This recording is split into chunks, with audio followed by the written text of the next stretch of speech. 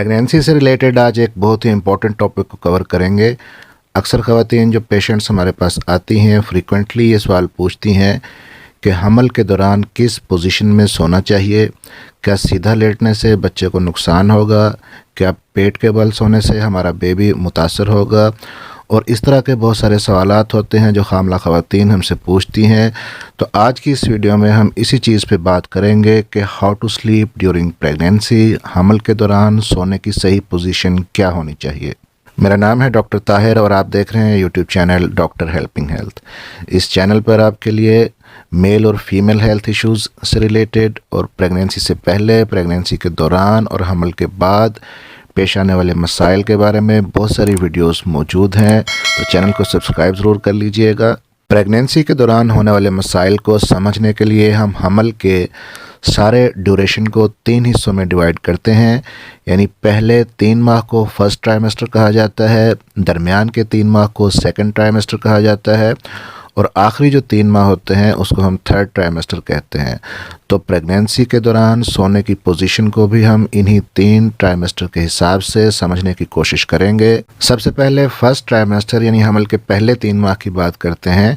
पहले 3 माह के अंदर आप किसी भी पोजीशन में लेट सकती हैं, सो सकती हैं, सीधा लेटें, करवट के बल लेटें या इवन कि अगर आप उल्टा भी लेट के सोती हैं तो इससे बच्चे को कोई नुकसान नहीं होता, उसको उसकी पूरी ब्लड सप्लाई मिलती रहती है। क्योंकि पहले 3 माह के अंदर अभी ना तो आपकी यूट्रस का साइज़ इतना ज़्यादा बड़ा हुआ होता है और ना ही बेबी का साइज़ बहुत ज़्यादा होता है।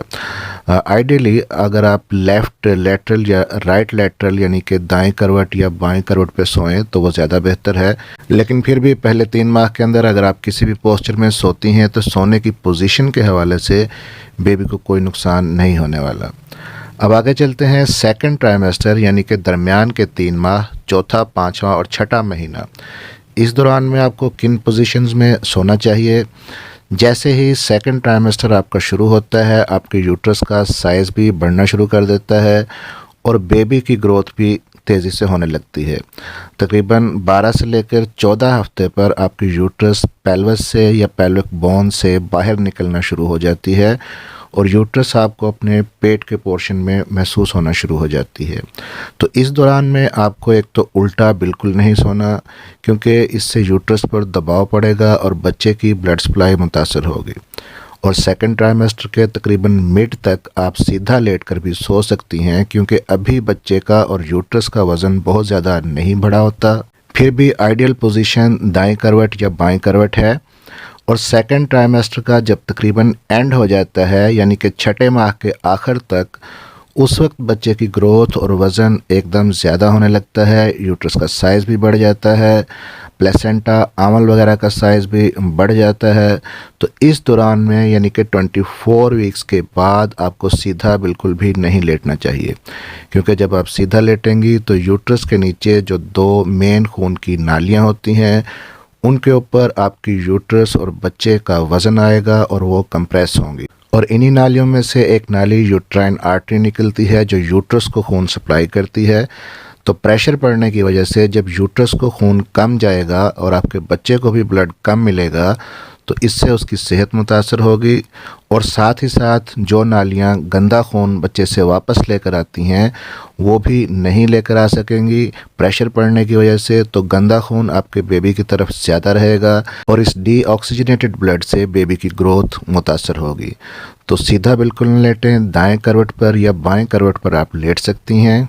फिर अगर थर्ड ट्राइमेस्टर यानी हमल के आखिरी 3 माह की बात करें तो अब तो चूँकि बेबी का और यूट्रस का साइज़ इतना बढ़ चुका होता है कि आपको उठने बैठने में और लेटने में भी काफ़ी दिक्कत महसूस होती है। तो इस अरसे के दौरान अपनी पेशेंट्स को हम जो बेस्ट पोजीशन सोने के लिए एडवाइस करते हैं वो है लेफ़्ट लेटरल पोजीशन यानी कि बाएं करवट पर आप लेटें। और बाएं करवट पर भी जब आप लेटें तो अपनी दोनों टांगों के दरमियान तकिया रख लें, इससे बेबी पर भी प्रेशर नहीं आएगा और आपकी कमर में भी खिंचाव नहीं होगा। यूँ कमर की दर्द की शिकायत भी कम होगी क्योंकि इस पोजीशन में आपके बेबी का हेड आपकी जो पेल्विस की बोन है उसको प्रेस नहीं करेगा और कमर दर्द निस्बतन कम होगा। और इस पोजीशन में लेटने से आपके बच्चे को ब्लड की सप्लाई मुतासर नहीं होगी, साफ़, ताज़ा और पूरा ऑक्सीजनेटेड ब्लड जो है वो बच्चे की तरफ जाता रहेगा और गंदा खून सही तरह से वापस आता रहेगा। यही वजह है कि जब आप अपने बेबी की हार्ट बीट चेक करवाने के लिए अपने डॉक्टर के पास जाते हैं तो आपको इसी पोजीशन में लेटने का कहते हैं, ताकि ये जज किया जा सके कि बच्चे की ब्लड सप्लाई और हार्ट बीट में पहले से कोई मसला मौजूद है या वक्ती तौर पर सीधा लेटने की वजह से सप्लाई मुतासर हो रही है। इसके अलावा इन आखिरी दिनों के अंदर कोशिश करें कि रात को एक ही करवट पर ज़्यादा देर ना लेटे रहें। अगर 2 या 3 घंटे आप एक ही करवट पर लेटी रहती हैं तो उसके बाद जैसे ही आपकी आंख खुलती है तो आप अपनी करवट तब्दील करती रहें, क्योंकि अगर आप सारी रात एक ही करवट पर लेटी रहेंगी तो इससे एक तो आपकी कमर के एक साइड के मसल्स बहुत ज़्यादा स्ट्रेच हो जाएंगे और सुबह जब आप उठेंगी तो आपको कमर दर्द की शिकायत ज़्यादा होगी, और दूसरा बेबी की ब्लड सप्लाई भी मुतासर होगी। इसलिए 1 से 2 घंटा एक करवट पर लेटने के बाद आप अपनी करवट तब्दील करते रहें। और हमल के आखिरी दिनों में यानी कि 9th मंथ के अंदर आप रेगुलर बेसिस पर अपने कमर और बैक का मसाज करवाएं किसी भी अच्छे ऑयल से, जैसे ऑलिव ऑयल है उसको आप नीम गर्म करके उससे मसाज करवाएं, और हॉट वाटर मसाज भी लाजमी करवाएं, क्योंकि हमल के पूरे 9 माह आपकी कमर मुसलसल खींचने की वजह से कमर के पट्टों की ब्लड सप्लाई काफ़ी मुतासर हो जाती है, जिसकी वजह से ख़वातीन में डिलीवरी के बाद मुस्तकिल कमर दर्द जैसी शिकायत पैदा हो जाती हैं। तो इससे निजात हासिल करने के लिए कमर का मसाज आपके लिए बहुत हेल्पफुल होता है। और आखिरी दिनों के अंदर पेरिनियल मसाज भी लाजमी करवाएं, क्योंकि प्राइवेट पार्ट्स के आसपास के जो मसल्स होते हैं वो भी टेंस हो चुके होते हैं और सख्त होते हैं। तो मसाज करने से इन मसल्स के अंदर लचक आएगी और ये नरम हो जाएंगे, और ये चीज़ नॉर्मल डिलीवरी के लिए भी मददगार साबित होगी। नॉर्मल डिलीवरी करने के लिए मज़ीद कौन से टिप्स हैं जिनको आप फॉलो कर सकती हैं और कौन सी एक्सरसाइज है जो आप शुरू कर सकती हैं नॉर्मल डिलीवरी के लिए, इस पर एक वीडियो मौजूद है। और इसी तरह जब आपकी डिलीवरी में 1 हफ़्ता रह जाए तो उस वक्त कौन से ज़रूरी काम आपको करने चाहिए, इन दोनों टॉपिक्स पे वीडियो इसी चैनल पर मौजूद हैं। लिंक्स मैं ऊपर दे रहा हूँ और नीचे डिस्क्रिप्शन में भी मौजूद हैं, आप ज़रूर देखिएगा।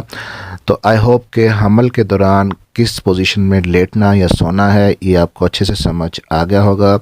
अपना ख्याल रखिएगा, मिलते हैं अगली किसी वीडियो में। चैनल को सब्सक्राइब ज़रूर कर लीजिएगा ताकि इस चैनल की आइंदा आने वाली वीडियो आप तक पहुंच सके।